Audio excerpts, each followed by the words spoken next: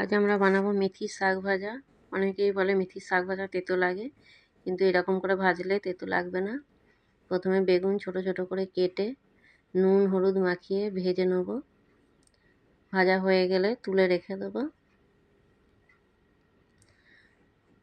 কড়াইয়ে মেথির শাক দিয়ে দেবো, ওতে নুন হলুদ একটু চিনি দিয়ে দেবো, ভালো করে নেড়ে ঢাকা দিয়ে দেবো। শাক থেকে জল বেরোবে, ওই জলেই মেথির শাক সেদ্ধ হয়ে যাবে।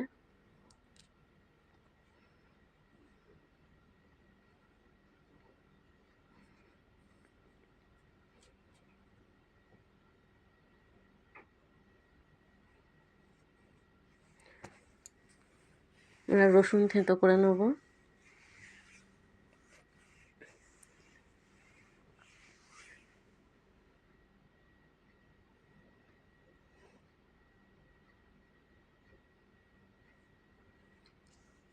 শাক সেদ্ধ হয়ে গেছে, এবার নামিয়ে নেব।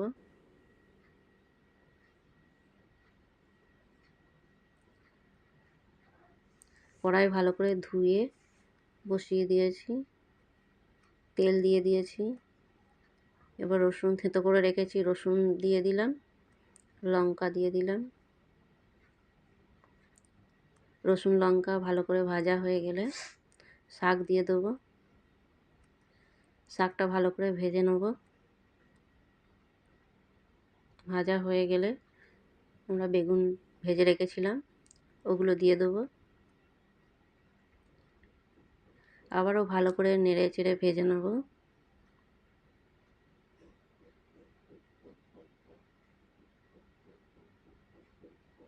ভাজা হয়ে গেছে, এবার তুলে নেব।